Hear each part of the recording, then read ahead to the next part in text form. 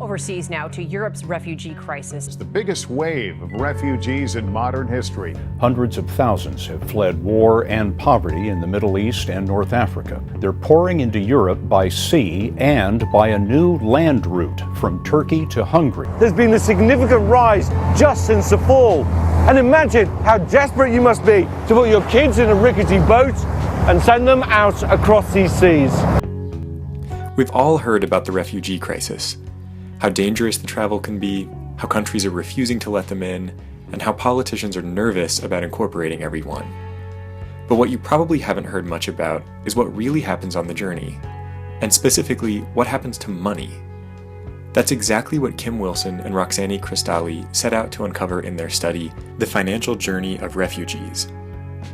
The financial journey of refugees in the Mediterranean was about how refugees and migrants amass money before they depart, and then how do they access it along the way. And so in that we delved into different ways that people prepared for their journey.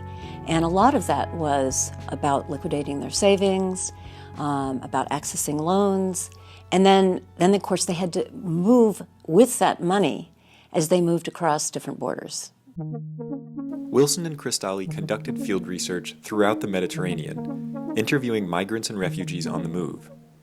The people they interviewed were frequently from Syria, traveling through Turkey, Greece, and then north into Europe. But they also interviewed people coming from Iran and Afghanistan, as well as East and West Africa.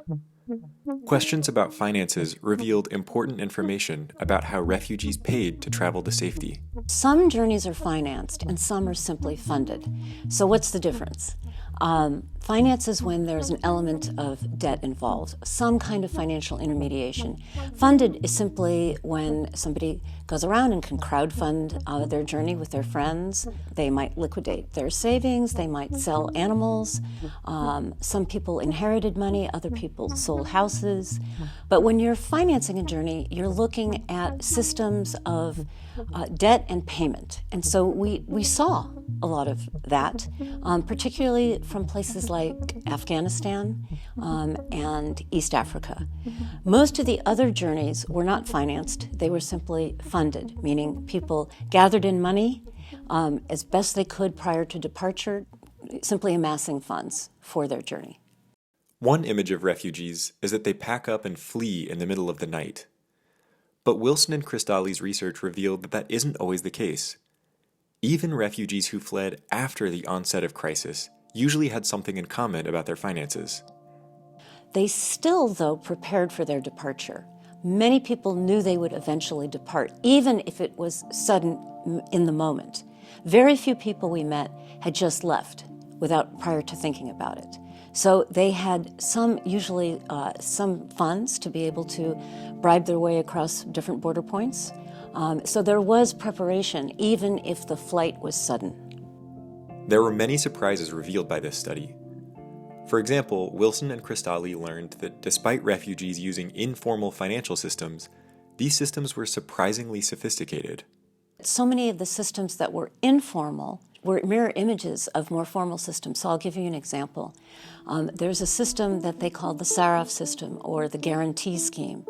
And that's where if you were in Afghanistan, you would find your smuggler, and you would also find a money agent or a Saraf.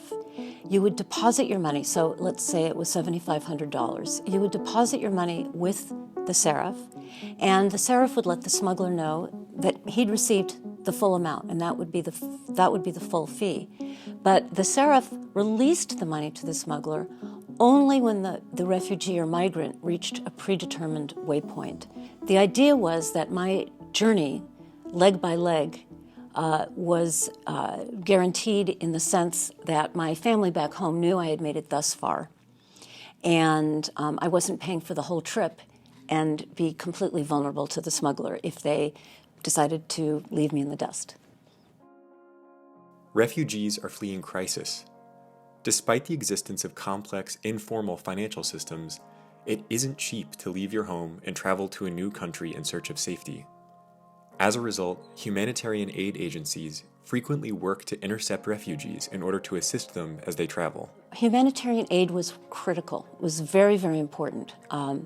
The European Union granted large sums of monies to different NGOs and to different UN agencies, giving people funds so that they could rent an apartment, or they could buy food, or whatever it was that they needed. And the sums ranged depending on actually where their location was. So if you were in a camp, you might get more funds actually than somebody who was finding shelter, let's say in downtown Athens.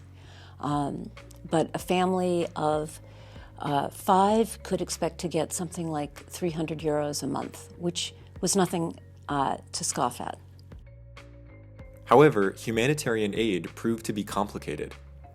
The agencies that distribute it apply rules for legal and logistical reasons. As a result, this aid prioritized certain types of services and certain types of refugees over others. Wilson and Cristalli's research showed that single men were often deemed as threats and thus denied aid. This research examines the complicated relationships between crisis, assistance, agency, and dignity. It investigates what money and financial transactions can tell us about the refugee experience. To learn more about the research of Wilson, Cristalli, and the financial journey of refugees, visit the Institute for Human Security at the Fletcher School of Law and Diplomacy at Tufts University.